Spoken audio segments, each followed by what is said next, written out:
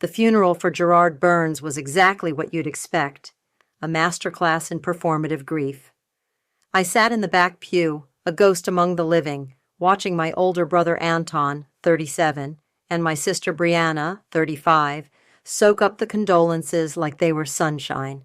They were the golden children, always had been. I was just me, Nancy, 32 years old and still feeling like the family's spare part. Later, in the hushed, overly formal office of Lyle Webb, our family lawyer, the real show began. Anton, sharp suit, even sharper smile, sat opposite Brianna, who kept adjusting her pearl necklace. I was off to the side, trying to look invisible. Lyle cleared his throat, reading from the thick document. The bulk of Dad's considerable fortune, the houses, the investments, the art, all split neatly between Anton and Brianna. No surprises there. Then he got to my part. "To my daughter, Nancy Burns," Lyle read, his voice flat, "I bequeath the sum of $1 and the truth." A ripple of suppressed snickers went through the room. Brianna actually giggled. Anton just smirked. I reached into my purse, pulled out a dollar bill, and ostentatiously tucked it into my pocket. "Thanks, Dad," I mumbled, loud enough for them to hear. The truth? That was a cruel joke, given how much he'd buried. My childhood flashed through my mind. Quiet dinners where my mother, Karen, looked perpetually on the verge of tears. And I was always the one asking too many questions, never fitting the perfect Burns mold. My mother's sadness was a constant companion, a shadow that never quite lifted even after she was gone. As I was leaving the house later, the air still thick with the scent of lilies and fake sympathy, Yvette, our housekeeper since I was little, caught my arm. She's 45 now, but her eyes still held the same warmth they did when she'd sneak me cookies. "Nancy, honey," she whispered, glancing around.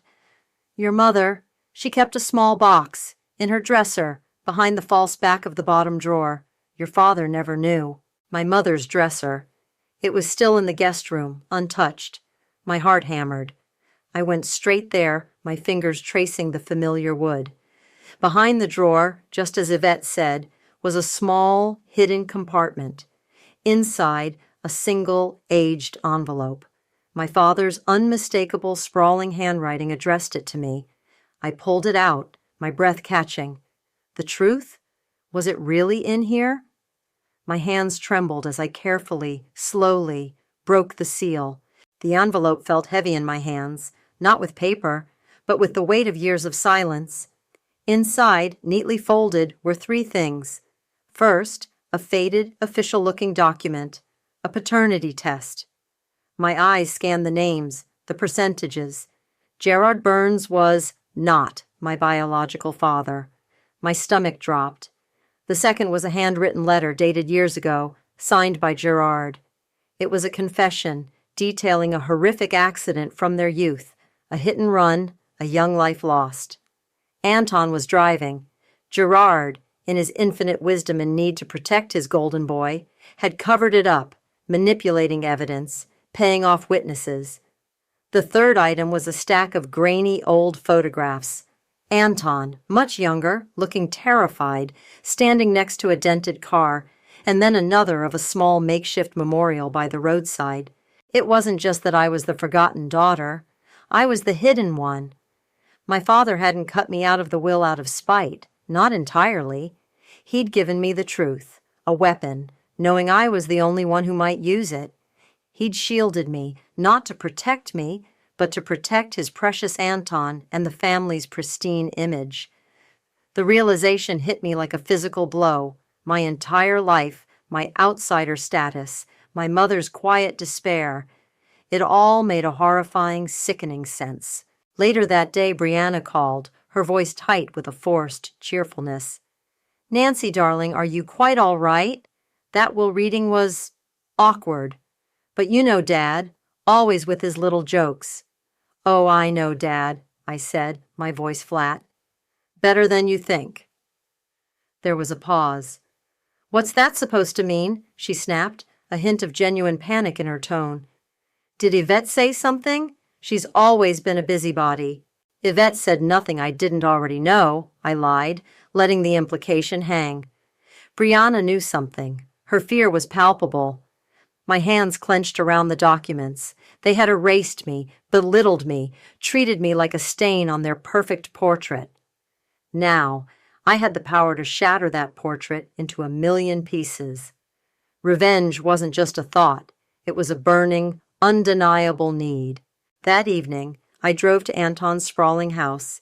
He answered the door, a glass of amber liquid in his hand, a smug look on his face. "To what do I owe the pleasure, Nancy? Come to beg for a handout?" I stepped inside, closing the door behind me. My voice was steady, betraying none of the tremor in my hands. "I came for the truth, Anton." I laid the paternity test, the confession, and the photographs on his polished mahogany table. His eyes widened, then narrowed. He picked up a photo, his face paling. "Where did you get these?" he hissed.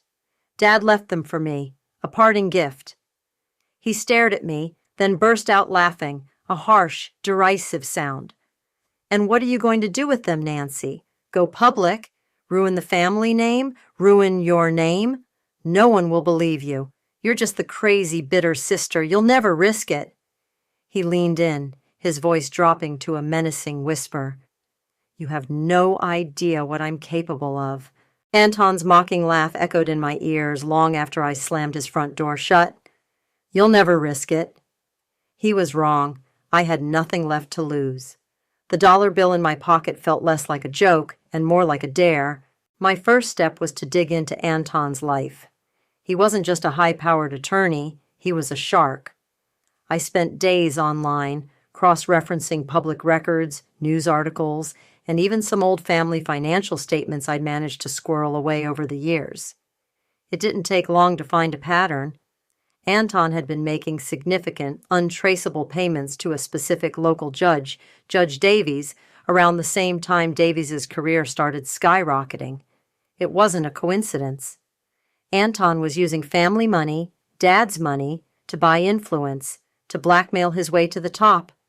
The judge had some skeletons, and Anton, the master manipulator, was using them. I called Paige, my best friend. Page 30 was a whiz with computers, always knew how to find things or make them disappear. I laid out the whole ugly truth, the paternity test, Anton's crime, the cover-up, and now the judge. Her eyes got wider with every word. "Nancy, wow, this is huge." She immediately got to work, meticulously scanning and backing up every document, every photograph, creating encrypted copies, storing them in multiple secure locations. "No way this gets lost," she vowed. Armed with this new intel, I made my first move. I sent Anton an anonymous email detailing everything I knew about Judge Davies, implying I had proof, and suggesting he make a substantial public donation to a specific, obscure local charity. Or else. It was a test, a soft blackmail attempt. Anton's response was swift and brutal. The next morning, I got a call from my boss at the publishing house. There had been an anonymous complaint about my unprofessional conduct and unethical behavior from a previous project. It was vague, unsubstantiated, but enough. I was suspended, effective immediately. Anton had pulled strings, leveraging his connections to hit me where it hurt. He was playing dirty. Later that week, I was at a coffee shop, trying to figure out my next move, when I overheard Brianna on her phone, a few tables away. Her voice was hushed, frantic. "I don't care what it takes, Anton. You have to fix this. If anyone finds out about the payments, it'll ruin everything. Michael will leave me, the charity board, everything." She sounded genuinely terrified. She wasn't just a socialite, she was complicit. I went back to Paige's apartment that night, fuming. "Brianna's in on it," I told her, recounting the phone call. "She's scared about payments." Paige, still hunched over her laptop, hummed thoughtfully. "Payments, huh? Let me see." She typed for a few minutes, her fingers flying across the keyboard. Then she froze. "Nancy, you're not going to believe this. I was digging through some old publicly available data breaches from a few years ago, cross-referencing names, just on a hunch. I found a deleted email from Brianna to a shell company. It's about hush payments, and it explicitly references the situation from years ago involving Anton. The situation from years ago involving Anton. Paige's words hung in the air, a chilling confirmation of Brianna's complicity. It wasn't just Anton, it was both of them, living their gilded lives built on a foundation of lies and a buried body. My suspension from work, Anton's smugness, it all fueled the fire. They thought they could silence me. They were wrong. The next few days were a blur of calculated moves. I used a burner phone and a public Wi-Fi network to send an anonymous tip to a local investigative reporter I'd followed for years. The tip was vague, just enough to pique interest. A high-profile attorney, a local judge, and suspicious financial transactions. I included a few carefully selected, non-incriminating public records I'd found that would lead a good reporter down the right path without directly implicating myself or revealing my full hand. Within a week, the local news started buzzing. First, an article questioning Judge Davies's rapid rise and his unusual financial ties. Then, whispers about a powerful attorney pulling strings behind the scenes. The names weren't mentioned, but anyone in the know would connect the dots. Anton started sweating. I could feel it, even from a distance. He was calling Brianna constantly, his voice tight whenever I overheard him on the phone at family gatherings I still grudgingly attended. The family, naturally, blamed me.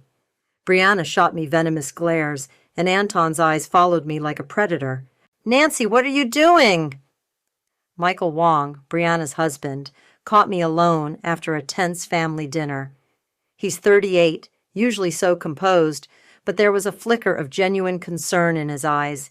He's a rising political figure, and I knew this kind of scandal could derail his career. This isn't good for anyone. The family is in an uproar. I looked him dead in the eye. Some legacies need cleaning, Michael. Sometimes the dirt runs deeper than anyone wants to admit. I let my gaze drift towards Anton and Brianna, who were huddled in a corner, whispering furiously. Michael followed my gaze, a dawning comprehension on his face. He didn't press further, but the seed was planted. Meanwhile, Paige was still digging. She'd found something odd in Lyle Webb's public records, a second safe deposit box, opened years ago, not listed in any of Gerard's official estate documents. It was in a different bank, under a different, almost untraceable corporate name. "This feels like a backup plan," Paige mused, her fingers flying across her keyboard. "Or something Dad wanted kept really secret." That night, my phone buzzed, an anonymous text, just 3 words, "Stop or else." My blood ran cold. Someone else knew. Someone else stood to lose everything if the truth got out. Stop or else. The text message glowed ominously on my screen. My heart hammered against my ribs. This wasn't just a game anymore. I left Paige's apartment late that night, the city streets unusually quiet. I was walking faster than usual, my senses on high alert.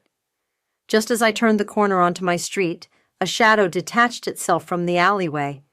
Before I could react, a rough hand clamped over my mouth, another shoved me hard against the brick wall. The air was knocked out of me. A voice, muffled but menacing, whispered, "Last warning! Back off!" Then a sharp, stinging blow to my stomach, followed by another. I gasped, doubling over, as my attacker melted back into the shadows.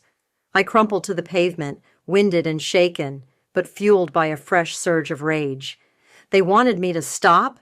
This just made me want to hit them harder. The next morning, still sore, I went to see a vet. She was clearing out some of my father's old things. I told her about the attack, about the anonymous text. Her face, usually so kind, hardened. Gerard knew, Nancy. He knew about Anton. From the very beginning. He buried it. He buried everything. Her voice was thick with pain. Your mother, she tried to say something once. Years ago, he shut her down, said she'd ruin the family. She never spoke of it again. My mother's sadness, her quiet despair. It wasn't just a personality trait. It was the crushing weight of a terrible secret, silenced by the man she married. Even her pain was collateral damage. I also called Mallory, Gerard's sister. My Aunt Mallory, 60, was the family gossip, a walking encyclopedia of secrets and half-truths. She confirmed what Yvette hinted at. Oh, honey, everyone knew something was off with Anton back then. Gerard just paid it all away, paid people off, bought silence. Our reputation, Nancy, it's everything. It shields us, always has. The community's complicity, their willingness to look away, was as sickening as the crime itself. I still had Paige looking into that second safe deposit box Lyle Webb had, but right now, Anton was the immediate target. It was time to escalate. I set up a private video call with Anton, ostensibly to discuss terms. He was arrogant, still convinced he had the upper hand. I started recording, making sure the video was set to public on a dummy account, but scheduled to only go live if I didn't manually stop it within 20 minutes. I knew he'd be too drunk and too self-assured to notice. I baited him, pushed his buttons, made him angry. He started ranting, slurring. You think you know everything, Nancy? You don't know the half of it. If anyone found out about that night, about what I did, it would destroy everything. But they won't, because I covered my tracks. Dad made sure of it. He went on, drunkenly detailing how he'd manipulated the situation, how Gerard had helped him. I let him ramble for a full 5 minutes, capturing every incriminating word. Then I ended the call. The video, set to go public, was now live. By morning, my phone was exploding. The video had gone viral overnight. Anton's drunken confession, his casual admission of guilt, was everywhere. My family was in chaos. My own inbox was a war zone of public support and vitriolic hate. The truth was out, and it was just getting started. The viral video of Anton's drunken confession detonated like a bomb. The Burns family mansion, usually a fortress of quiet opulence, was besieged by reporters. Anton predictably vanished, probably holed up in some anonymous luxury hotel. Brianna, on the other hand, was everywhere, trying to spin the narrative, clutching her pearls on morning shows, tearfully claiming her brother was distraught and misunderstood. Michael, her husband, looked like he'd aged 10 years overnight. I heard through the grapevine that he'd threatened divorce, furious about the scandal potentially destroying his political career. Their perfect life was crumbling. The fallout wasn't just for them. Yvette, who had been with our family for decades, was fired. Brianna, in a fit of rage, blamed her for snooping and for being disloyal. I tried to reach Yvette, but her phone was disconnected and she'd seemingly disappeared.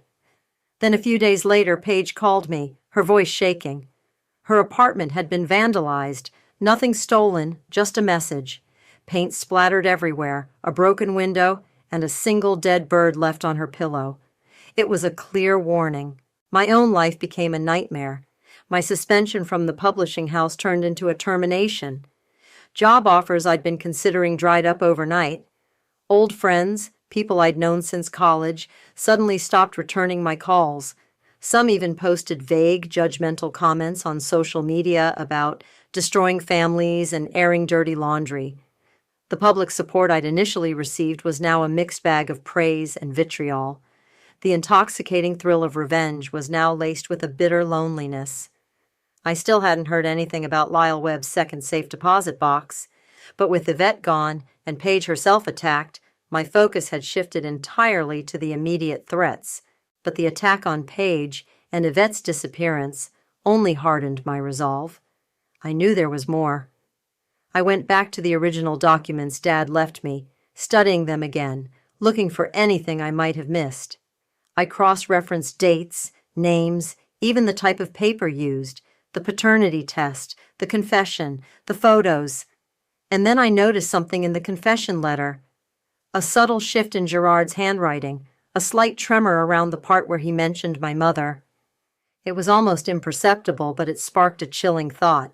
I remembered Yvette saying my mother tried to speak up, but Gerard silenced her. What if it wasn't just silence? What if my mother's death, years ago, wasn't as simple as I'd been told? She had died suddenly, quietly, attributed to a heart condition, but she was only 58.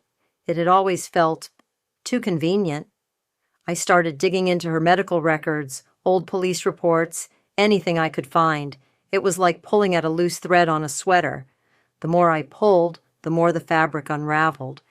There were inconsistencies, missing reports, and a strange lack of official follow-up.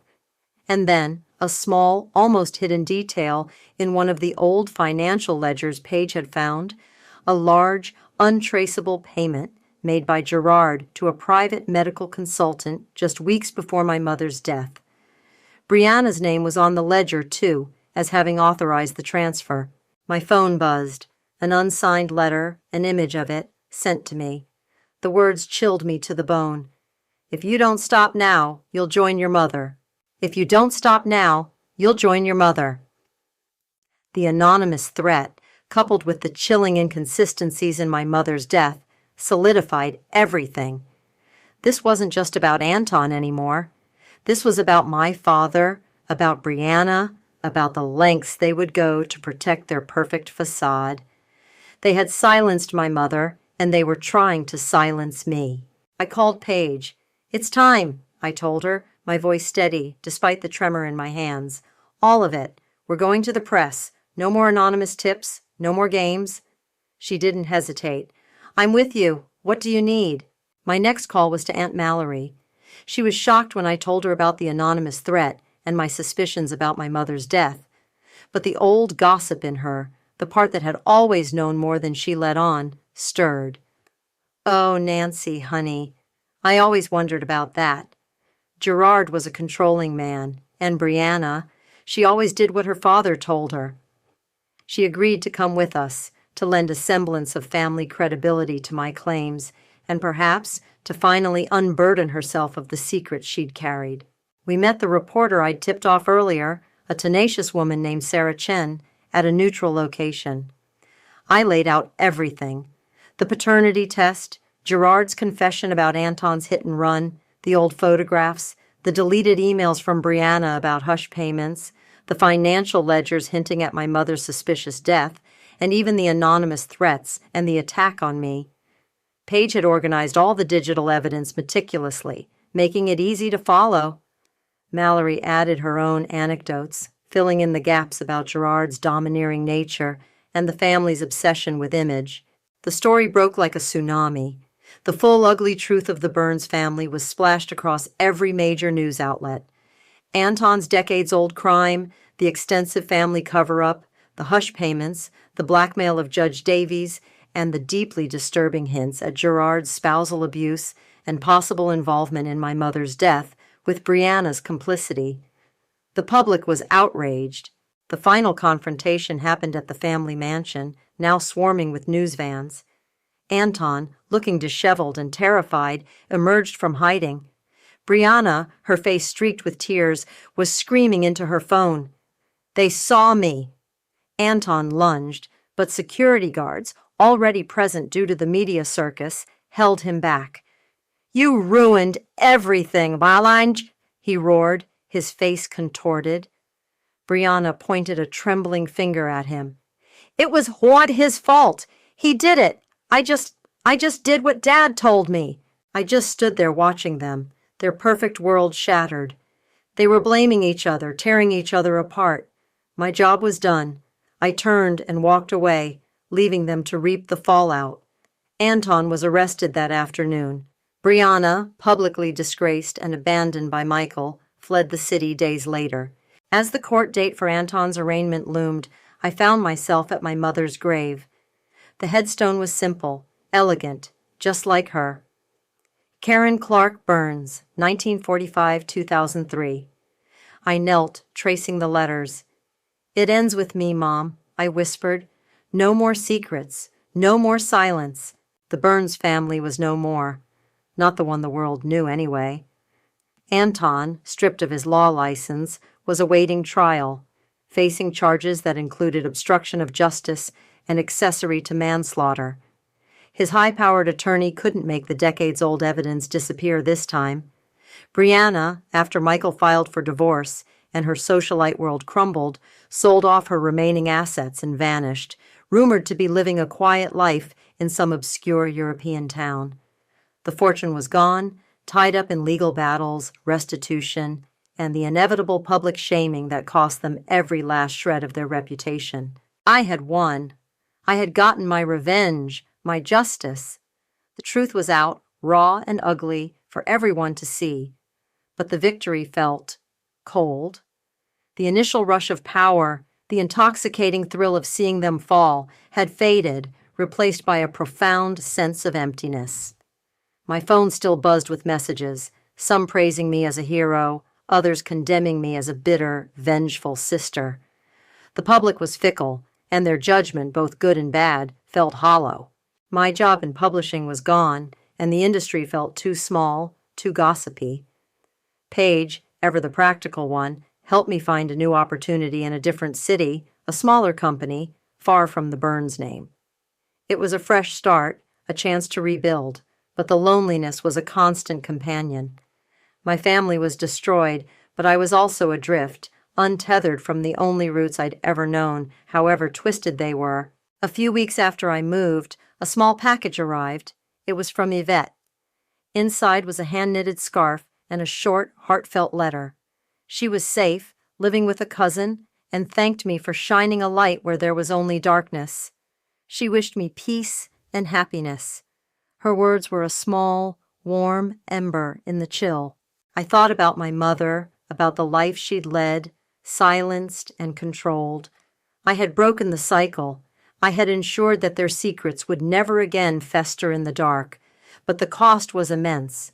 I had lost the fragile semblance of family, the security of a name, even my own sense of innocence.